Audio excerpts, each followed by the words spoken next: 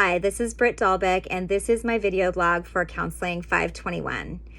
The test that I chose to talk about is the MASC2, which is the Multidimensional Anxiety Scale for Children, the second edition.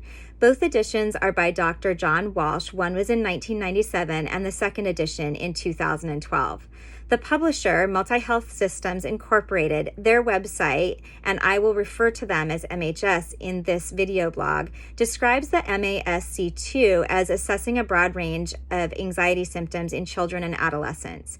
One of the key features of this second edition is the multi-rater assessment system that gives an increased perspective from both the parent and the child view. The assessment looks at the range and severity of anxiety symptoms and uses 6 scales and 4 subscales to give detailed information about emotional, physical, cognitive, and behavioral symptoms. Assessments are represented numerically and graphically and are compared to the normative samples. Elevations in either the scales or the subscales are shown.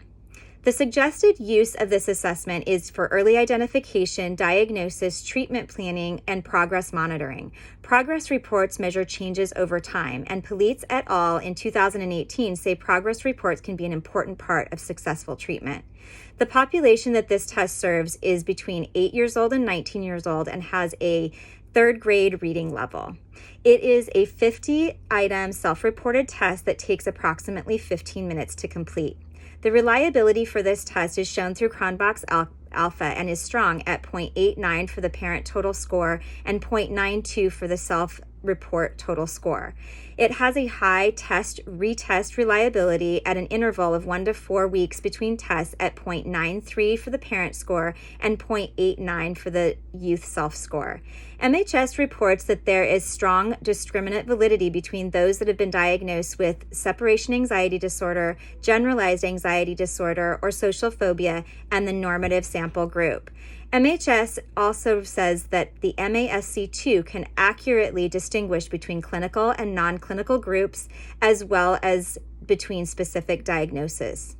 The norming sample includes 1,800 youth self-report and 1,600 parent reports and represents U.S. and Canadian populations of children and adolescents. The MHS reports that age, gender, ethnicity, race, geographic region, and parental education were considered and matched the U.S. and Canadian generalized population. There's also a clinical sample that was collected of 824 youth between 8 and 19 who had diagnosis of generalized anxiety disorder, social phobia, separation anxiety, panic disorder, OCD, depression, and ADHD. There are 2 forms of the test, one youth self-report and one parent form, and they can be administered online or with paper and pencil. All of the formats can be scored online using the MHS Assessment Center or by using scoring software. The cost of the manual is $104 and the self-report form is $3.75 for the youth and $3.75 for the parent. Complete kits can be bought that include online scoring software and reports for $261 and a hand-scored version for $230. The credentials to give this assessment are a level B, which is a master's level degree in psychology or a related field and have received training in psychological measurement and testing.